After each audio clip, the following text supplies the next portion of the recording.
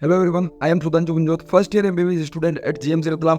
और एक बार फिर से मैं उसी टॉपिक पर अपना फाइनल जो कंक्लूजन था वो बताने आपके सामने आ चुका हूँ कि अब आगे क्या होगा। एनटीए आगे नीट 2024 के ऊपर क्या डिसीजन लेगा और आइज ऑन एनटीए, क्योंकि अब सारी चीज़ें क्लियर हो गई है। क्या क्लियर हो चुका है अब तक और क्या एनटीए ने एक्सेप्ट कर लिया है और अब आगे इसका क्या सॉल्यूशन है। एनटीए इसके ऊपर क्या एक कदम उठाकर नया एक स्ट्रॉन्ग डिसीजन लेगा, ये सारी चीजें आज के इस वीडियो में आपके सामने क्लियर करने वाला हूँ।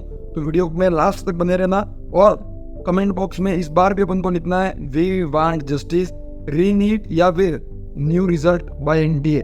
ये हैशटैग के साथ आप एक बार जरूर कमेंट करें, क्योंकि आपका ये जो सपोर्ट है वही एनटीए तक पहुंचेगा और वही एनटीए को मजबूर करेगा एक स्ट्रॉन्ग नया डिसीजन लेने के लिए। ठीक है, तो अपन एक एक करके सारी चीजों को क्लियर करते हैं कि वास्तव में ये एग्जाम होने के बाद, ये रिजल्ट आने के बाद अब अपने पास कौन सी चीजें बिल्कुल क्लियर हो चुकी है और एनटीए ने किन किन चीजों को एक्सेप्ट कर लिया है और अब वो इसके ऊपर क्या एक स्ट्रॉन्ग डिसीजन ले सकता है। ठीक है, तो देखो दो चीजें अपने सामने स्कैम हुए हैं जो क्लियर हुए हैं।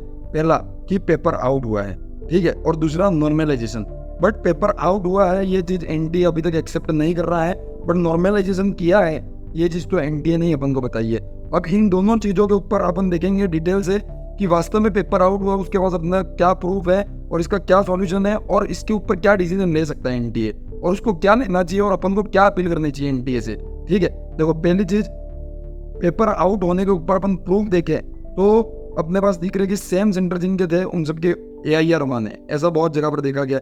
दूसरा, अपने पास नीट एग्जाम 5 मई को हुआ, तो 5 मई के पहले 3 मई और 4 मई को कई सारे लोगों ने पेपर भेज दिया था, जैसे स्क्रीनशॉट इंटरनेट पर अवेलेबल है। ठीक है, और तीसरी, कई सारी ऐसी वॉइस रिकॉर्डिंग आ रही है जिसमें से कोई एजेंसी है जो बच्चों को बोल रही है कि आप हमको इतने पैसे दे दीजिए, आपके पास पेपर पहुंच जाएगा। ये अपने पास प्रूफ है पेपर आउट होने के। बट मेन प्रॉब्लम ये है कि एनटीए अभी तक एक्सेप्ट नहीं कर रहा है ऑफिशियली कि ऐसा कुछ हुआ है, पर इंटरनेट पर सभी क्रिएटर्स ने अभी तक ये प्रूफ देके ये साबित कर दिया है कि नीट 2024 में चीटिंग हुई थी, पेपर मैनेज था, पेपर आउट हुआ था, बहुत सारे सेंटर हैक कर लिए गए थे। अब इसका सॉल्यूशन क्या है? पेपर आउट हुआ है मतलब नीट 2024 फिर से होना चाहिए, यही सॉल्यूशन है। बट इसके चांस बहुत कम है। क्यों कम है? क्योंकि अभी तक एनटीए ने एक्सेप्ट नहीं किया कि पेपर आउट हुआ था। अगर एनटीए एक्सेप्ट करेगा तो 100% नीट 2024 वापस होगा, ये बात आप लिख के ले लीजिए। और कई लोग कह रहे हैं कि टाइम नहीं है नीट 2024 वापस करवाने का। आज से 2 साल पहले जब कोविड था तब सितंबर में नीट हुआ करता था और आज सेशन वापस रेगुलर हो चुका है। मैं मेडिकल कॉलेज में पढ़ रहा हूँ, मेरे को पता है। तो अगर एनटीए चाहे कुछ भी करवा सकता है, वो सितंबर में क्या उससे पहले नीट को वापस करवा कर एक बिल्कुल क्लियर क्रिस्टल रिजल्ट जारी कर सकता है। दूसरी चीज देखते हैं जो कि एनटीए ने वास्तव में एक्सेप्ट की है, जो कि नॉर्मलाइजेशन फार्मूला।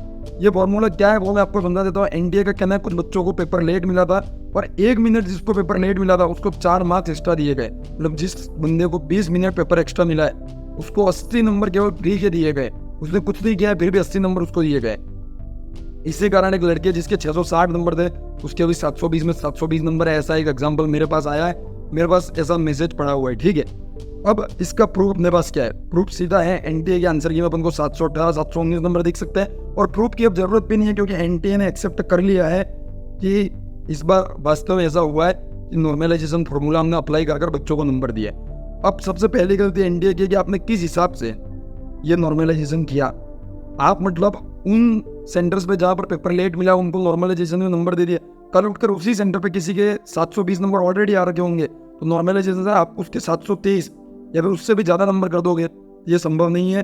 और ये जो हुआ था वो गलत था नॉर्मलाइजेशन फॉर्मूले के कारण।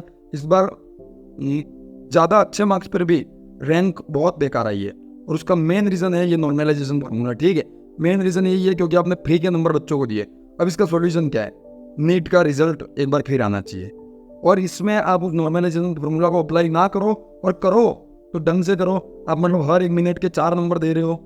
आपको कुछ अच्छा डिसीजन लेना होगा, आपके पास इतने इंटेलिजेंट मेंबर्स हैं, उन सबको बैठाकर कमेटी बैठाकर एक अच्छा आपको डिसीजन लेना होगा और रिजल्ट आपको देना होगा। और आप बिल्कुल ऐसा भी नहीं कर सकते हैं कि बिल्कुल ही बिना कोई नॉर्मलाइजेशन फॉर्मूला आप रिजल्ट जारी कर दें, क्योंकि उससे नुकसान किसको होगा? जिनको वास्तव में कम टाइम मिला था पेपर सॉल्व करने के लिए। फिर से कुछ बच्चे ऐसे रहेंगे जो डिजर्व करते थे बट सिलेक्शन से चूक जाएंगे।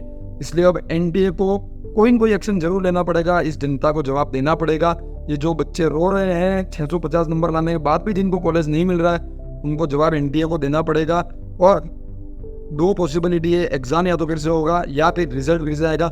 इसमें मेरे को मैक्सिमम पॉसिबिलिटी ये लग रही है कि एक बार रिजल्ट फिर से आएगा, नीट का रिजल्ट एक बार फिर से आएगा, और इस बार उस नॉर्मलाइजेशन वाला जो फॉर्मूला था उस फॉर्मूले को सुधार कर सब चीज़ें वापस सही कर एक परफेक्ट रिजल्ट निकल कर आएगा। और आना चाहिए। और कब आएगा ये? जब अपन इस चीज़ को प्रमोट करेंगे, अपन इस चीज़ के लिए सब एक साथ खड़े रहेंगे, तभी आएगा। सारे यूट्यूब के क्रिएटर ये चीज़ें कर रहे हैं, मैं बता रहा हूँ। अब आपके पास ना आपको पढ़ना है, क्योंकि जो पढ़े वो तो इंडिया ने पानी फेर दिया है, तो अब आपको क्या करना है? अब आपके पास जो टाइम है उसमें ये सपोर्ट करो, ट्विटर हो, कोई भी सोशल मीडिया हैंडल हो, उस पर जाकर कमेंट करो, वी वांट जस्टिस, एनटीए हमको जवाब चाहिए, मतलब चाहिए, बस सीधी बात है। एनटीए के पास ये बात पहुंचेगी तो ही एनटीए एक सीरियस एक्शन लेगा इसके खिलाफ, और कोई चांस नहीं है कि एनटीए इसके खिलाफ कोई अच्छा एक्शन ले पाए, ठीक है। तो आज के इस वीडियो में मैंने आपको सारी चीज़ें क्लियर कर दी कि क्या क्या पॉसिबिलिटी होगी, रीनीट होगी या नहीं, और एनटीए को क्या करना चाहिए। और एनटीए तभी करेगा जब अपन सपोर्ट करेंगे। वीडियो को ज़्यादा से ज़्यादा शेयर करो, लाइक करो। और ये 2 दिन से मैं अपनी पढ़ाई छोड़कर आपके वजह इसलिए लगा हुआ हूँ ताकि ये जो अन्याय हो रहा है वो इस बार भले कुछ एक्शन नहीं हो, बट अगली बार से तो ये बंद हो ही जाना चाहिए।